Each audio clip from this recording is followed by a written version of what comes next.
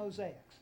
Our program spotlights people in the city who are involved in activities intended to promote good human relations. I am Michael Keller, the host for your program and the chairman of the Annapolis Human Relations Commission. The commission is a city board that seeks to ensure equal opportunity and to eliminate discrimination. My guest today is Linda Deming, the Executive Director of the Anne Arundel Conflict Resolution Center. Linda, welcome to Annapolis Mosaics. Thank you very much, Mike. Linda, why don't you tell our viewers a little bit about the Anne Arundel Conflict Resolution Center and what it does? Okay. If you had a few hours, I could probably tell you everything. In 1993, we became incorporated in response to citizens in Annapolis that were concerned about the violence that was going on. And there were also conflicts that were coming up for which the judicial system could not be of any assistance. So the group looked around, decided that mediation sounded like something that could be very helpful, and began the process of training mediators. And it started out in the basement of someone's home. It then moved to a fairly empty parole plaza right next door to the game place. And they were using doors as desks. So now we come forward all of these years, and we are now doing those mediations at all stages of a conflict. There may be that neighbor that are not getting along. Perhaps property has been sold and a survey shows that a fence is on somebody else's property, and the neighbors are not happy about it, and one is demanding that the fence come down and the other one is saying it's on my property. So we can bring them to mediation, and in mediation we provide 2 professionally trained volunteer mediators who will sit down with them in a neutral location and help them have a conversation about their conflict and what's going on. Frequently, what we find is that what they come in with as the conflict may not be the actual conflict. In that neighbor-neighbor dispute I was talking about, it could be that one of the neighbors has lived there for over 50 years, and the people that had lived next door had been her best friends. They had raised their children together, they had gone through many things in their lives together. And now that couple had moved to Florida and retired, and here they are. She is now watching a new young couple move into that house, and for her, it points up exactly what she is now missing. She's feeling lonely. Her children aren't in the area. And it really didn't have to do with that fence. It had to do with feeling sad. Well, in mediation, when something like that comes up, it is new information for everyone.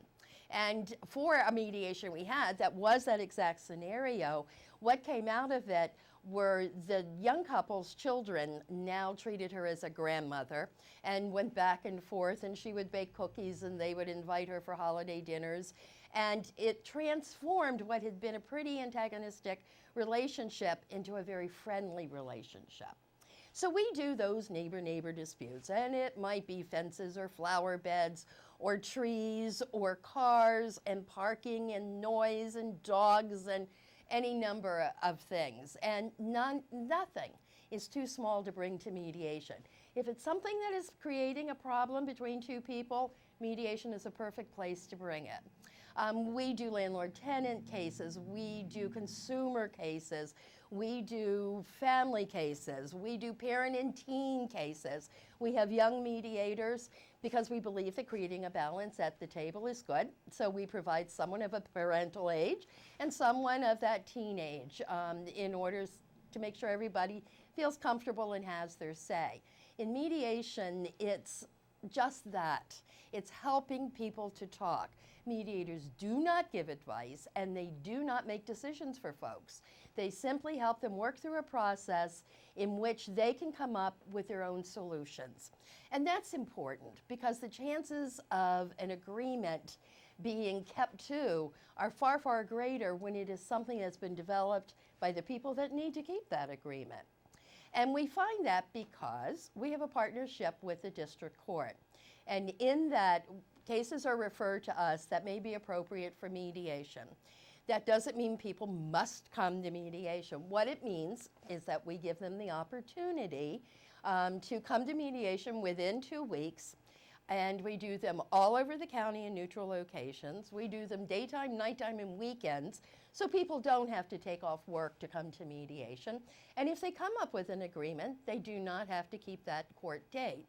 Now, that can be important because mediation is confidential. What is said in mediation will never be repeated outside of that room by the mediators. We cannot hold the individuals to that because we don't have power over them. However, mediators will not repeat it. So you got the confidentiality thing. There's the neutrality. The mediators do not have a horse in that race, and it's not up to them. They're not there to make themselves happy. They are there to make the people on the other side of the table have the opportunity to come to their own solutions. And that's what's really important. And it's also voluntary. No one should be forced to come to mediation. Now, because there are some laws that do insist upon mediation, we do make those opportunities available. And with that, it may be the circuit court, and they have a family court division, so that anyone in Anne Arundel County that is going through a divorce in which children are involved, they must go through 2 sessions of mediation, a total of 4 hours. And there is a list of approved mediators, and we now have developed a partnership with them, and so the Anne Arundel Conflict Resolution Center is also on that list. Because for many people, they can't afford to pay for mediation. When couples are separating and divorcing and setting up a second household, and there's just all sorts of expenses, and nobody should be put in the position of either breaking the law and not going to mediation or not feeding their children. We don't want people to be in that position, and therefore mediation, all mediations that we do are free. We also have partnerships with the City of Annapolis and Anne Arundel County Police Departments, so that when they're called out to usually those neighbor-neighbor disputes, and it's not a criminal case, it may be that fence I was talking about, then what they can do is they carry a pad in their pocket, and they can give each one of them a sheet off of that pad that tells what mediation is, and it gives our contact information, and they can then contact us. There are city government agencies and county government agencies and state government agencies and even Department of Defense agencies for whom we mediate here in the county. As I said, nothing's too small and nothing is too big either. These are things that are important to people. It wouldn't be a conflict if it wasn't. There are also things such as community associations, either people having a problem with their association or the association having a problem with someone else. And we can provide a large group facilitator to come in and facilitate whatever is going on and help them to come up with some ideas, what is important, and help them to meet their objectives so that everyone involved is able to have their say and to be heard in those. We also do IEP facilitations, and those are Board of Education, special education, individual educational programs. And that means that all children who are in special ed have those IEPs. And sometimes it can be intimidating when a parent has a child that's newly been diagnosed, and they then will go in and sit down with the school staff, who of course know lots, and they may feel intimidated, not because the school has done anything, but because this is a very overwhelming thing for them. And we can provide that independent facilitator that will be there to make sure every question is asked, or just to be there to prove that everything that is going on is being done in a neutral way. We are not advocates. We do not advocate for anyone. We really and truly are neutrals when we are sitting at any table or standing before any group. So I don't know what other, I know I've been just running on and on. That's a very, very good summary. In addition to the work that you do in the area of mediation, it's my understanding that the Anne Arundel Conflict Resolution Center also holds programs in conflict resolution education and in community conferencing, as well as providing workshops on specific subjects. Could you tell our viewers a little bit about those? Thank you. Oh, definitely. One of the classes that we have almost ongoing is anger management.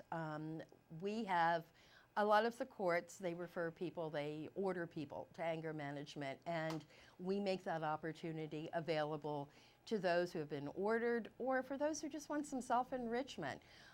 I think probably all of us could have a little help in making sure of how we are managing our anger. And so we do that there at the center. We also do it at the Jennifer Road Detention Center, and we do it for the Department of Corrections in the facilities in Jessup, the women's prison, the men's prison, and the boot camp. So we do that anger management, stress management sort of thing. We have, if a community or an organization or an agency is looking for something that may have to do with particular situations, we can provide workshops for anywhere from half an hour to 2 hours would be a workshop. Anything more than that, and it's probably training. Now the workshops that we do are for free. That long-running anger management that we do that's over 5 weeks, there is a fee charge for that because we have to pay that trainer. We provide makeup, whatever, these other things, and we're willing to work with people so that it may meet whatever their budget needs are. Now, since I've mentioned the prison, I also want to say that that is one of the partnerships that we have that is new, and it's very exciting, because what it means is we're doing reentry mediation. And in reentry mediation, we are working with inmates that are within 6 months of either being released or coming up for a parole hearing. And we can help them to mediate with their family or those people that they're going to need to be the support people for them when they're released. So when they mediate, they can talk about things like where they're going to live, if there are children involved, all of those things that may be problematic. And so with that in mind, we have found that those mediations are very successful. They reach into the heart of us, and they absolutely touch our souls. And the reason is that sometimes we have those things where neighbors have been having problems, and those do escalate. We have those ones that have come to the police attention, and we have the ones that have come to the court's attentions. And now we're having that reentry, that part where somebody is beginning again. And we had one young woman that had mediation with her mother and her sister, and it got very loud. And there was a lot of anger that was expressed, which was important because they needed to talk about what had happened. They needed to talk about how angry they were that she had put them in that position.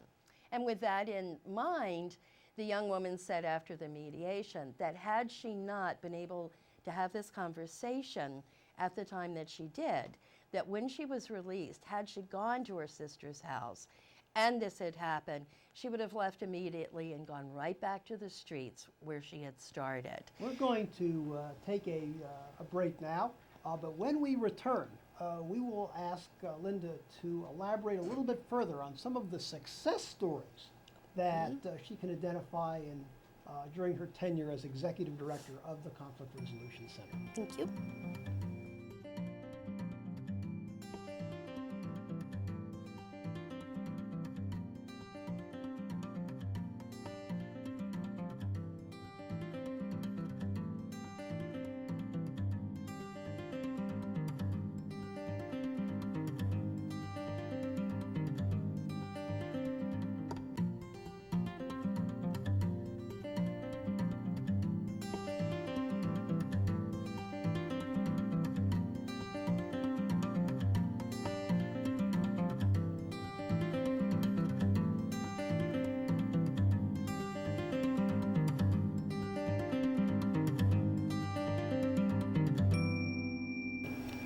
We are talking with Linda Demick, the Executive Director of the Anne Arundel County Conflict Resolution Center. Linda, every organization has its success stories. Could you share with our viewers a few of your favorites as it relates to the work at the center? And obviously, we know that you can't mention names for confidentiality for mediation, but just some things that you remember that really stand out in your mind that you say, gee, we really made a difference here. My problem with that is always in limiting how many I do. We had a case one time between a father and an attorney representing a company. Now, the father's little boy, who was 7 years old at the time, had been born with a disability and needed a prosthesis and had had one since he was 18 months old. And the father had had a very good relationship with this company. However, one day, the little boy, who was in first grade, was in physical education, and they were climbing up the rope. But it was a big net, and as he was climbing up, his prostheses became caught in it, and it malfunctioned. And they had to remove it from him in order to get him down. And all the other children were there, and it was a very humiliating time for the little boy, and very distressing. And distressing for the father because he saw his son upset. So when they came together, and they were discussing this, and the attorney had said he had not heard this other part of the story, and they started talking, and the attorney was saying, well, I'll tell you what, how about if you pay half of it and we'll pay the other half of it? And the father said, I'll tell you what, how about if I pay a third of it and the company pays a third of it, and together we donate a third of it to the Kennedy Krieger research. And that was one of those where I found, as a mediator and with my co-mediator, that we had to struggle to not cry in this mediation. Mediators must keep that flat affect. And this was one, the little boy's picture was on the table, and it was wonderful to give the father the opportunity to be able to talk about from his heart what this had been like for him and for his son. And it was good for this company to see the human side of what was going on. And I know that because that's what each of them brought back to us as feedback. There is another case that we did in which a mother and father had been divorced. The father had custody of the children, and the father had died. So his mother, the grandmother of the children, and the mother of the children, who now had custody of the children, did not get along, had never gotten along. And yet, these children needed both of those relationships. And the mother and grandmother came to the table with the idea of, how can we do this in the best interest of our children? And that's what they did. They went through 4 two-hour sessions of mediation, and they came up with an agreement that included absolutely, positively everything they could think of, including when the grandmother bought the daughter, her granddaughter, skirts, how long those skirts had to be. And if it was a toy for the boys, there was a dollar limit on what that could be. Well, they didn't just take this agreement and say, okay, this is what we're going to do. What we did is made copies of it and mailed those copies to the 3 children and set up another session. At that time, the kids had time to go through this and see how they were affected by it and what they thought of it. And then the kids and grandma and mom all came to the mediation table, and the kids had some suggestions in there, and they wanted some clarification of some language, and those changes were made. And now there was an agreement that everybody had buy-in, and they left there. It was wonderful. 3 months later, when we got in touch with them to see how the agreement was going, things were going better than it absolutely, positively had ever gone before. The mother and the grandmother were talking to each other on almost a daily basis, which they hadn't talked to each other on a monthly basis ever before. So that relationship was completely transformed, as well as the salvation of the relationship the grandmother had with her grandchildren. So that was a huge success. Then we had another young man who was incarcerated, and he asked to mediate with the minister of his church. The minister of his church was someone that he had thought of as a father figure.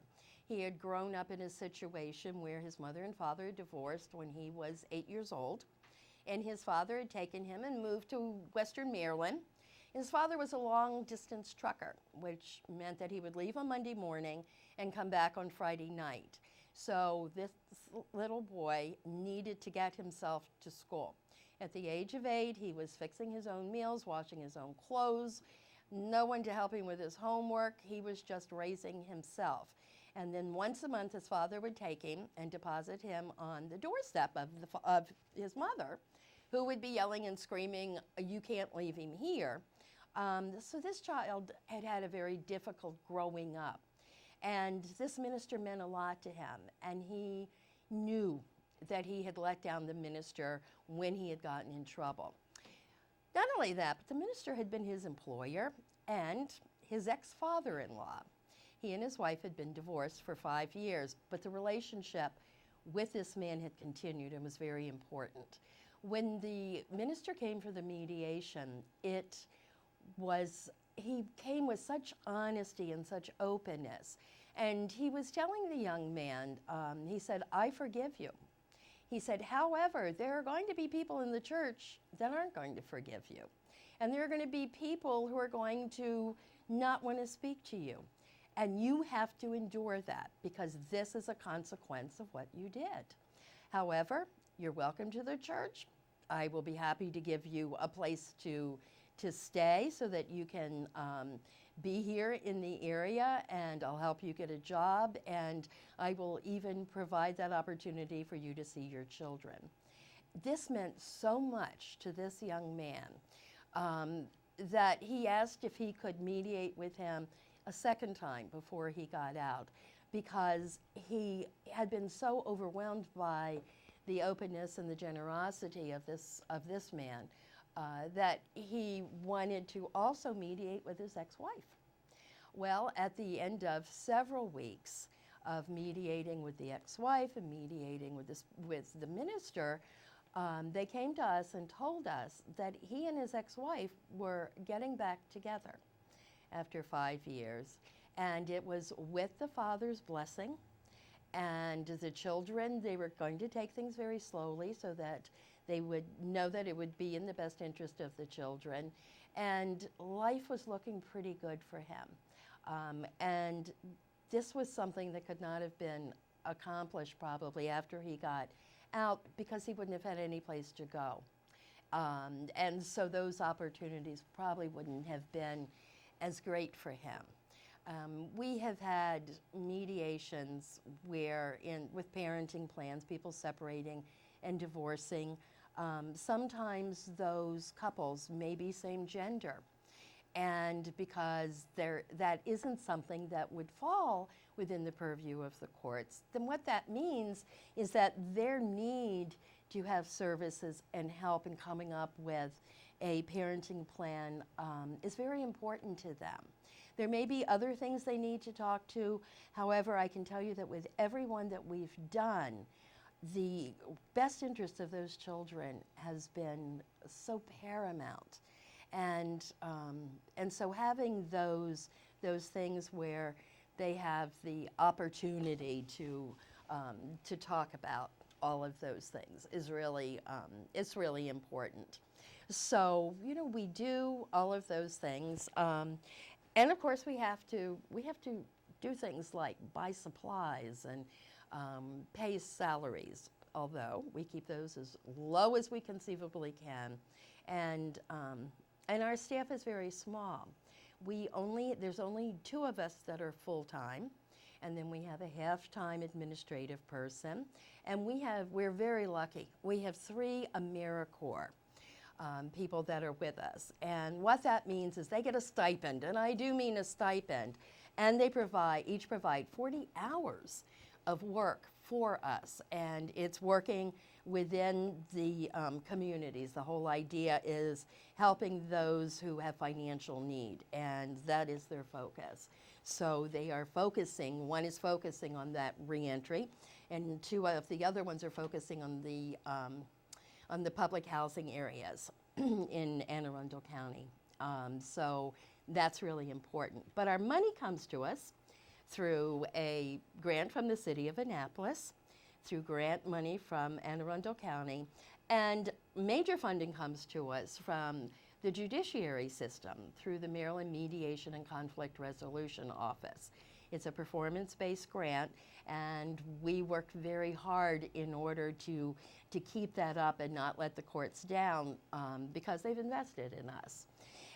We also accept donations, and we have found that those donations have gone up substantially. In the last year, I really had expected them to go down because of the economy, and they haven't. So we are incredibly grateful for that. And we also have a fundraiser, which was a week ago this past Sunday, Annapolis Idol. It was the second annual Annapolis Idol. And that is a wonderful time for people to come together, to have fun, learn a little bit about the work that we do, and enjoy some outstanding talent and some really good food at the same time. As a matter of fact, it's been so successful. We were sold out a week beforehand, and we're going to need more space because we just plain have run out of space. So we need to do something larger, and we're thinking coming closer into Annapolis at the same time. So, you know, we get our money pretty well wherever we can. We squeeze that budget. I am known for picking up paper clips off of the floor. And in anticipation of as things are getting tighter, then we really are being very thoughtful about spending. If some of our viewers are interested in learning more about the Anne Arundel Conflict Resolution Center or would like to become involved as a volunteer, how can they get in touch with you? Well, we have a brand new website that we're really excited about. Someone very generously provided us with funding to create a new website. And it's it's www.aacrc-md.us. You can check that out. We're in the county complex on Riva Road. And as you'll see, our address is 2666 Riva Road, Suite 130.